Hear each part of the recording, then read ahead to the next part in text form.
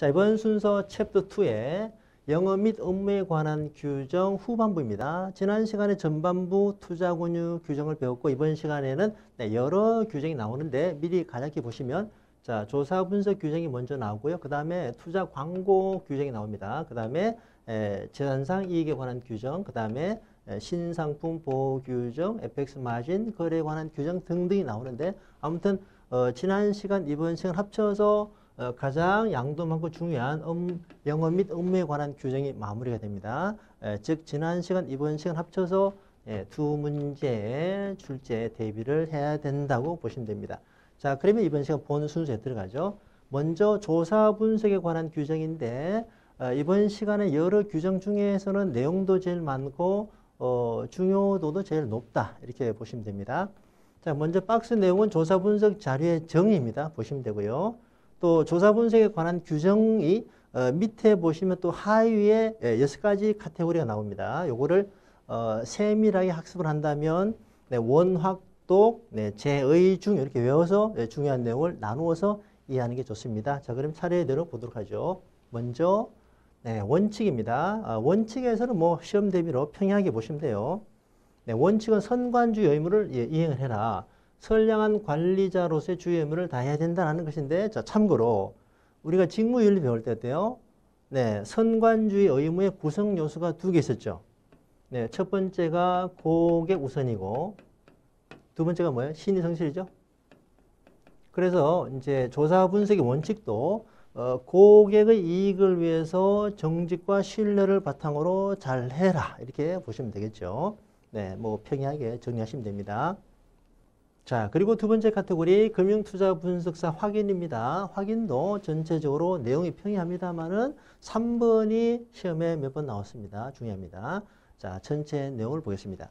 자, 조사 분석 자료는 애널리스트의 확인 없이는 외부에 공표되거나 제3자에게 제공해서는 안 된다. 그래서 이제 확인이다라고 할 수 있는 건데, 자, 그리고 조사 분석자는 해당 조사 분석 자료를 만들 때 신의 성실에 입각해서 제대로 했다라는 것을 명시해야 됩니다. 신의 성실이 뭐죠? 정직과 신뢰를 바탕으로 공정한 자료를 만들었다라는 것을 명시해야 된다라는 의미가 됩니다. 자, 그리고 3번을 보면은 임직원이 아닌 제3자가 작성한 자료의 경우 제3자의 이름을 쓴 다음에 공표할 수 있다라는 겁니다. 그런데 여기에 대해서 시험이 어떻게 나오는가 하면 자, 밑에 문장이 나옵니다.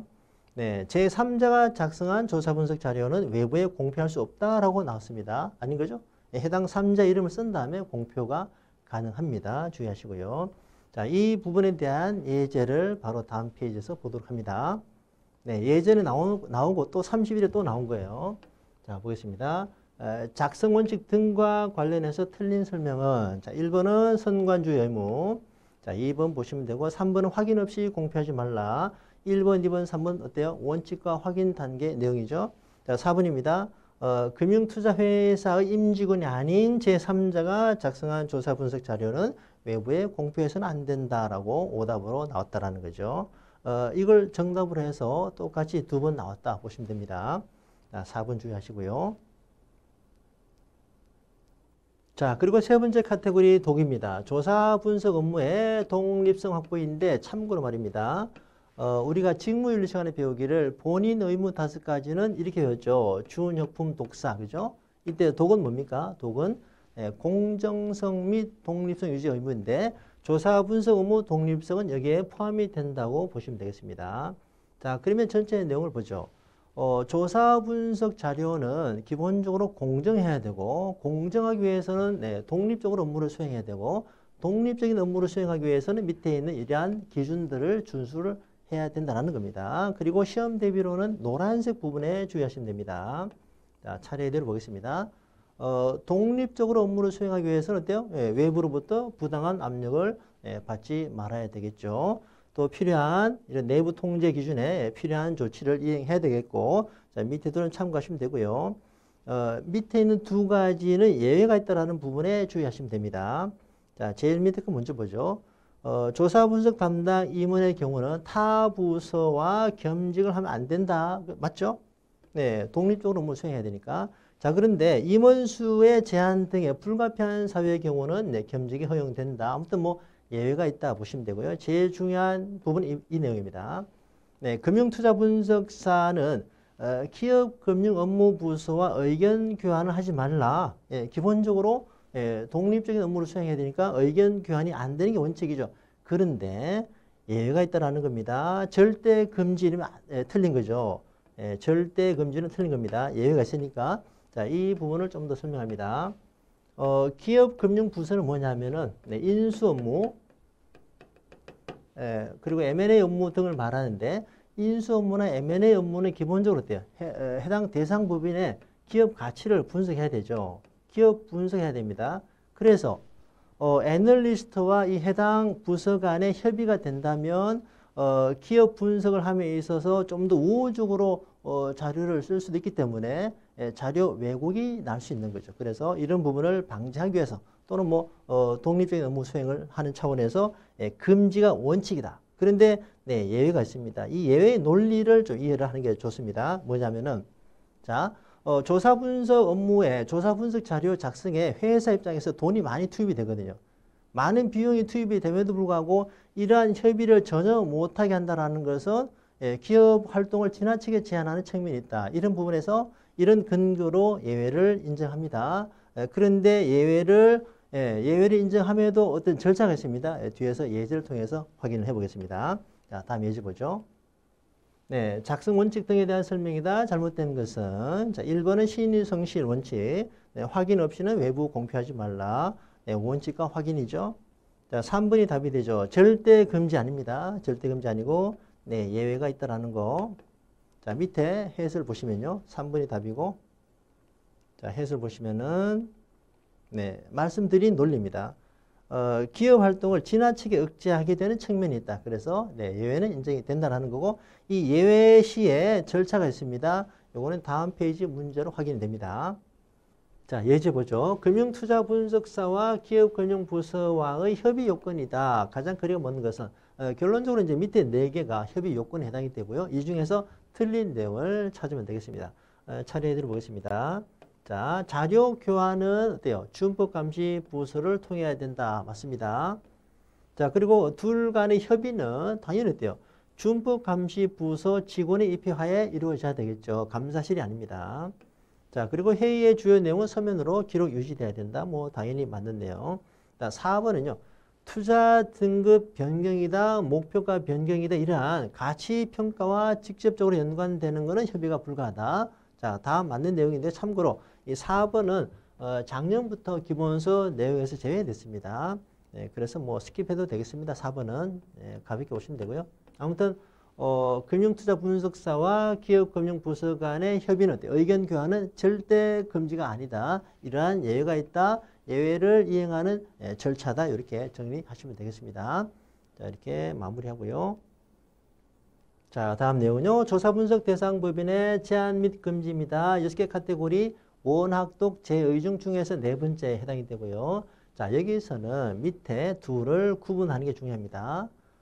공표를 아예 못하게 하는 공표 금지 대상이 있고 공표가 가능하지만 조건부로 가능한 조건부 허용 대상이 있습니다. 둘을 구분해야 되고요. 자, 세부 내용은 다음 페이지 표에 나오는데 좀 내용이 많습니다만은 내용이 중요합니다. 조사 분석 규정 중에서는 제일 중요하다 볼 수 있어요. 잘 보셔야 됩니다.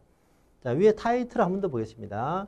왼쪽은 아예 금지가 되는데 왜 금지가 되냐면은 해당 분석 대상 법인과 조사 분석 자료 간의 이해관계가 크게 발생한다. 그래서 이해상충도 크다. 그래서 고객이 피해볼 여지가 많다. 그래서 아예 금지가 되는 것이다 하고 보시면 되고요.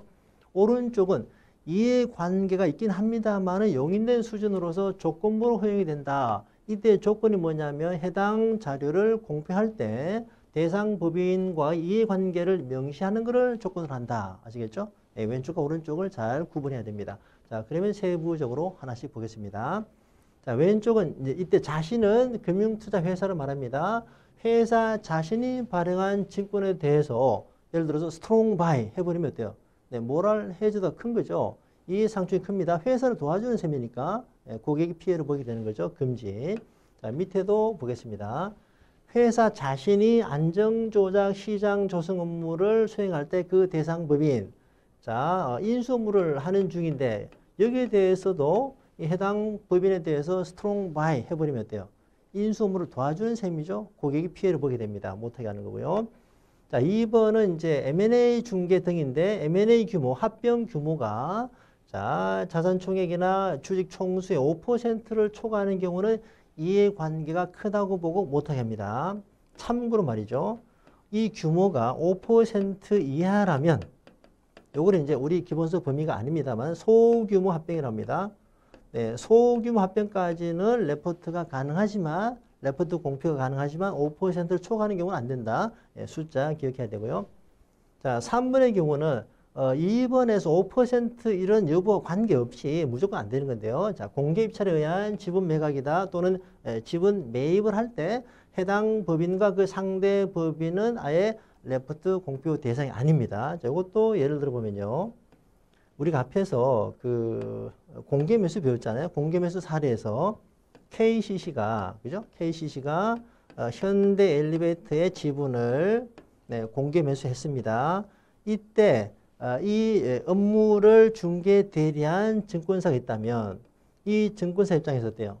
KCC나 현대 엘리베이터에 대해서 어때요? 레포트를 낼 수 없다라는 겁니다. 이렇게 이해할 수 있는 겁니다.